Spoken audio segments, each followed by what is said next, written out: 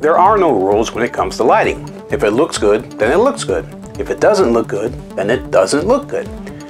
Don't think of these concepts and techniques I'm going to share in this video as absolute rules to follow.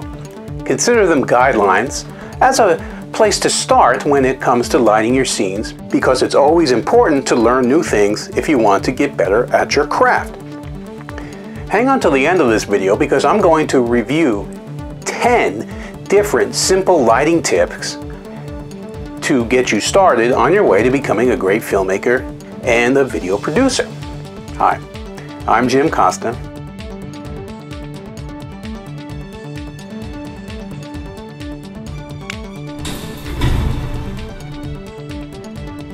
I'm a videography, photography, and technology guru, but you can call me a dadographer. I've created many other videos on improving your photography, videography, filmmaking, video editing, audio recording, and technology skills, even others on lighting as well, and I'll link to those in the description below, and both during and at the end of this video, so stay tuned. If you want to learn more, remember to subscribe to my channel and hit that bell to be notified when I upload new videos. I upload every week, and I'll be uploading many more explanations of film, video, photo, editing, and tech topics. Stay tuned to the end to find out how to get my free DSLR, mirrorless, or interchangeable lens video camera cheat sheet that'll have you shooting your photos and videos like a pro in no time. Best of all, my cheat sheet specializes in shooting video with any type of camera, including mirrorless and DSLR cameras. In it, you'll find all the info you need on important video techniques such as white balance, color temperature, frame rates, and more. The info I've assembled for you will definitely help to improve your work. I am a full-time working photographer, video producer, and editor. I'm also a technology pro. That is the small business that I own, and it's how I make a living. You'll find my contact info in the description below. Contact me if you need photography or video production services for you personally, for your business, or for someone that you know. Tip number 1 is, the larger the light source is, the softer its light will be. If you want to soften your light, you need to make your light source bigger in relation to your subject. This is one of the most common mistakes beginners make. You can do this by moving the light closer to the subject or making it considerably larger by using a large bounce or a piece of diffusion of some sort. Don't think that adding a little sheet of diffusion directly to the front of your light source will make your light soft enough to shoot professional looking, softly lit portraits or interviews. You need something big to diffuse it. Number 2, dimming a tungsten fixture will change the color temperature. If you've dimmed any of the tungsten or incandescent fixtures lighting your scene, they will appear much more orange on camera. This can throw off the look of your scene if you're not careful. On the other hand, you can also use this for an effect. For instance, firelight or candlelight is at an even lower color temperature than tungsten or incandescent light. So if you need to get a candle-lit look, dim your tungsten fixtures for that soft amber glow to the scene. Number 3, reducing lighting is just as important as adding it. Having the most powerful lights possible is a popular concept in filmmaking. You need powerful lights to compete with sunlight or to give you enough output to be bounced and then thrown through diffusion for the extra soft look that I discussed earlier. Having more power means options. Many new cinematographers focus too heavily on having a powerful light without knowing how to control it. You must master the technique of using flags and nets to start blocking light throughout your scene or having light controlled in the areas that you actually want it.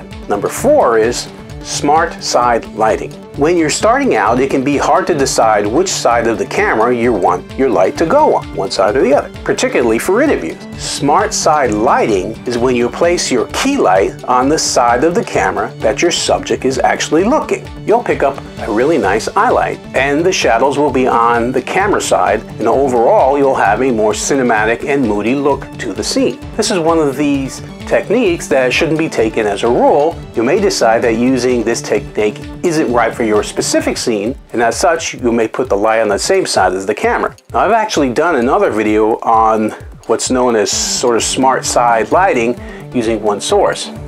Now I'll link to that in the description below if you need more information on that subject. Number 5 is how to prevent a blown circuit. It's super easy to blow a circuit at your location, especially if you're using power-hungry tungsten and HMI fixtures.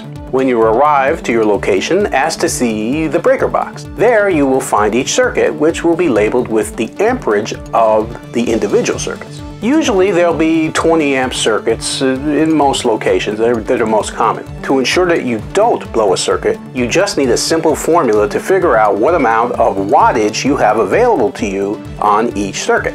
In the United States, we use 120 volts, and in Europe and other parts of the world, they use 220 volts per circuit. Use the following formula. Watts equal your voltage times your amperage.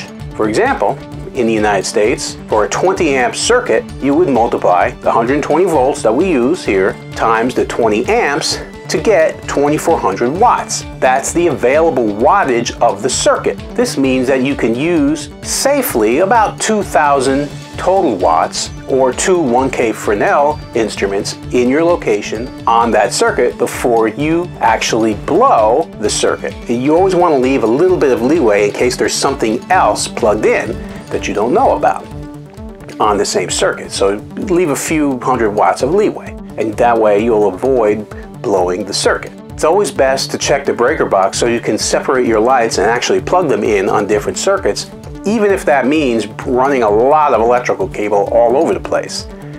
Last thing you want to do is go somewhere and have no power because you can't run any of your gear. Now, if this is making sense to you, but I've got it in the comment section below. Number 6, gelling a light will reduce its output. It can be frustrating when you have the wrong color temperature light fixture for your scene. Say you have a tungsten fixture and you're shooting a scene in daylight. These situations require the use of a color correction gel. However, once you gel that light, you're going to lose over half of the light's output. This means that it will be extremely dim, and you won't be able to get the look that you want. This is why it's important to know which lights you need to match the existing light at your location or the other lights that you're using in your scene. Because once you match them, they won't be as bright as you wanted after you gel them. I've done other videos on lighting gels, and I'll link to those in the description below as well, so you can watch those videos after you're done watching this one, and you can learn even more on this topic, because it's a very complicated and important one that you should understand. Number 7 is the inverse square law. The inverse square law is relatively simple, though when people talk about it, they make it seem very complicated. To sum it up, every time you double the distance of a light from the subject, the light's intensity will decrease by 1/4 of its previous brightness. This is also inversely proportional to the area of illumination that the light is creating. All that is just a fancy way of saying if you move your light further away from the subject from where it was originally, it will be bigger. In other words, it'll light a larger area, but it'll also be a lot dimmer. Number 8 is using the sun as backlight. When shooting documentary style or just trying to decide how to frame and set up your outdoor scenes, it's always a good idea to see if you can use the sun as a backlight. It is, after all, the brightest lighting source that you have available to you. It's a quick way to light an outdoor scene without using a single light fixture. This will only work at certain times of day, of course, but you can generally get a decent look using the sun this way. For one, you can get a nice rim or edge light around your subject, not to mention also lens flare and other aesthetic benefits. The other reason it's good is that you can easily use bounce to quickly bounce up some sunlight to bring up the exposure on your subject's face. Number 9 is what's known as negative fill. Whether it's easy to tell or not, there will always be a ton of light bouncing around your scene. Sometimes it's desirable and other times it's not. This is where negative fill comes in. Negative fill is the technique of blocking unwanted light, usually of the bounced light variety. This is where you throw up any sort of non-reflective black material or surface in order to completely kill bounced light, or at least diffuse it some amount. And it can be done from light coming in any direction. This is necessary, particularly in rooms with white walls, because the light's going to bounce around everywhere. You can use anything that's black and non-reflective to block unwanted light from hitting your scene. Finally, number 10 is the book light. A booklight is a technique in which your light source points straight into a bounce of some sort, and then the bounce light is then diffused through a layer of diffusion. This results in extremely soft light compared to the original light coming out of the instrument. One of the more common configurations has the ends of the diffusion and the bounce meet, causing it to look a little bit like a book. This is one of my favorite setups for interviews or dialogue scenes. It's a very flattering producing light, and the light doesn't have any strict directionality to it. So it looks really good for most interviews, and it's very easy to set up and do quickly. My question of the day is, what's the most creative way you've lit a scene in one of your productions? Leave a comment below, describe it, and let us know. Would you like to learn more about your camera settings to get you shooting like a pro? I've created an absolutely free cheat sheet for you on all the best camera settings to shoot video with your DSLR, mirrorless, or video camera that will show you the settings that will allow your photos and videos to shine and stand out from the competition. The link to get that cheat sheet is just below in the video description. I've also created cheat sheets on other topics such as video editing in Adobe Premiere, and now even offer training courses on editing video using Adobe Premiere, and soon I'll have others. I'll link to those cheat sheets and training courses below as well. You can learn to edit like a pro with my training course, that I can guarantee. And before long you'll be making videos that look just like this. Do you want to see more videos like this? Follow my YouTube channel, Jim Costa Films, for more. Do you think what you saw was great? Like it. Have an opinion? Comment below. Know someone who could benefit from the info I provided? Share the video. Do you want to learn even more? If so, then connect with Jim Costa Films on social media and online on Facebook, Instagram, Twitter, YouTube, and the web. I currently have over 4,300 videos on my YouTube channel, Jim Costa Films, so feel free to check out many of my other videos for great tips and suggestions. If you follow me for a while now, you may know that I have a community of photographers, videographers, and filmmakers, just like you, on Facebook, where I share other pro tips and tricks. It's called Video Producers and Content Creators. I love new members who want to share their work and learn from others, and also help others based on their own experiences. You'll find a link to that group in the description below, so feel free to join it where you'll learn even more.